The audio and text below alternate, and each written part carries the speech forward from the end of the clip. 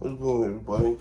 It's your boy Trevor back again with another video. And yes, I'm here to talk about the Clippers and drama again. It's so crazy how they was such a team that's street lights over spotlights and all that stuff. But the last 3 years, they have been dominating the media circuit with all types of drama. I remember after the 22-23 season, that was the season they got eliminated by the Suns, and PG got hurt, and Kawhi Leonard only played like 2 games, and they got eliminated, and then rumors started to come down the pipeline because they said Tyler was playing favorites to like I think it was Marcus Morris was one name, and a couple other players. And the fact of the matter is that just led to bad locker room drama, unnecessary locker room drama. And yeah, that's why that season ultimately became a failure. So after that season happened, we go into the next off season. And that was the 23-24 season. That's after they got eliminated by the Mavs. They randomly, well, I wouldn't say they randomly, but they freaking illegally terminated Kawhi Leonard trainer, long time trainer contract. And I made a video about that because it's like it really didn't make sense for the Clippers to just X out Kawhi Leonard long time trainer. It was very unnecessary for them to do it because he knew Kawhi Leonard ins and outs. The fact they didn't want to hear his opinion because they feel like he knew him longer and they knew Kawhi Leonard's body was gonna take longer, so they basically had to rush him back to try make the playoffs that season. And yeah, and it was very bad. It sounded very bad because like they was making him play all these minutes, and then once his body started to fail him, that's when he missed freaking the remainder of the basically the remainder of the 24, no, the 23-24 season, and that's why he couldn't really even play playoff. He tried to play one game, but it didn't work out. Okay, so now we're in the position we in today. An investigative reporter named Pablo Torre, he reported that the Clippers is basically doing some illegal stuff, right? Basically paying Kawhi Leonard to do a no-show job, basically paying him under the tables. This is probably the worst out of all the ones I just named. It's because it's like, how you get caught doing this? Now I feel like every owner, in some capacity, paid players up under the table, right?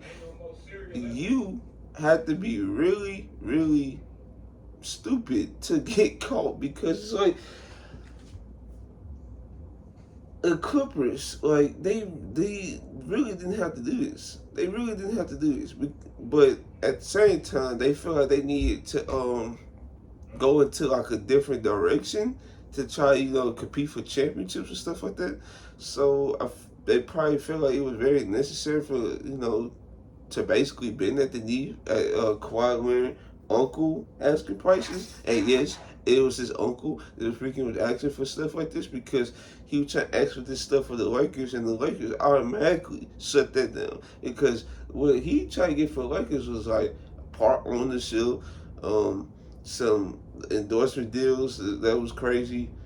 It's like he was asking for way too much stuff. And I feel like that's just bad business practice because how in the world can you demand this stuff when you're basically just an agent? Like, do you see Rich Paul trying to negotiate all these crazy deals for his clients? Like, he could easily do that for somebody like LeBron James. He probably have done it for LeBron James. We just don't know because guess what? They probably doing the right thing and keeping it under wraps. That's how you're supposed to do it anyways, right? Because you heard LeBron when he did that little interview when they asked about his clothes and stuff. If it's not free, it's not for me. So basically everything he does is basically for free, right? Or not everything he does, everything that he probably owns is probably basically for free because guess what? The Lakers probably paying for. We just don't know. You just have to be, like you really have to slip a big time to get caught like this. And yes, I am doing this after the Steve Ballmer interview. The Steve Ballmer interview, was very interesting. Like, yes, like you become a billionaire without becoming like a great talker. Like, I feel like every great billionaire is a great talker in a way. They know how to communicate in a way. So yeah, it definitely sounded good from his perspective that he said he got conned and stuff like that. But it still don't look good because like the dude that owned Aspiration and Steve Ballmer had a close relationship. So that's red flag number one right there. And the dude that owned it got what?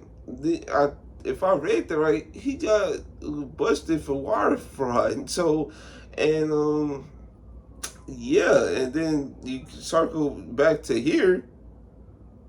Now, the Clippers are in some mess because Steve Ballmer got his name attached to it, which doesn't bode well for the Clippers.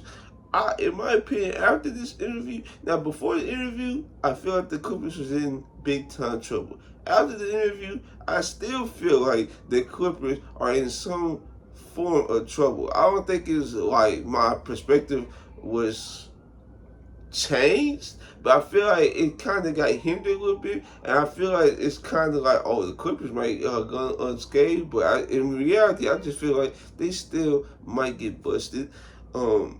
And then, yeah, Kawhi Leonard in this situation, I feel like he should serve like no punishment in this situation because, yeah, he's definitely part of it because he's getting paid to do like no shows and stuff like that. But at the same time, Kawhi Leonard is like the least responsible because like that's basically his uncle acted for it, and the Clippers bending at the knee and try find avenues to try pay basically do stuff that Kawhi uncle wanted. So yeah, I just feel like that's up to the agent and the ownership, and I feel like the ownership actually trying to actually doing this is pretty crazy. But hey, if he folks will get desperate for to try to win a championship.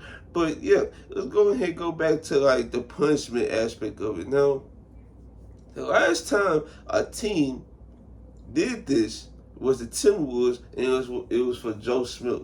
Now, in my opinion, even back then, why in the world are you paying under the table for Joe Smith? Like, I understand the team was in a desperate situation because they kept losing talent. Their talent became old, and Kevin Garnett was basically on his way out because of how talent deprived the Timberwolves was at the time. So yeah, it was just a bunch of factors that led up to them paying Joe Smith under the table. But guess what? When they got caught, and they got punished hard. They got their picks taken away. They faced a big time fine. And now we can circle back to the Clippers. What picks do the Clippers have? They basically trade all those picks for Paul George and Kawhi, you can say that, and James Harden. And I feel like I could it was the Norman Powell. I don't think they trade that much for Norman Powell and Robert Covington, but they basically trade almost majority of their picks. I don't know how they get punished. They probably get punished with a big time fine, and I don't know, like they probably can't make certain trades or something like that if they do decide to punish them. But yeah, this is not a good look for the Clippers. We're going to see how the Clippers maneuver through this because it is not looking good for those boys. And yeah, that's all I got to say for today's video. Hopefully you guys like, comment, and subscribe. And also subscribe to my second channel. I'm going to leave it in the description. It's Trail Unloaded. I've been posting, I will be posting some more gaming content. I have 3 more videos lined up in coming days. And it's going to be mad videos if you're interested. And down the line, there's going to be some 2K videos this year too. So yeah, if you guys like this video, like, comment, subscribe. This is your boy Trail. I'm out.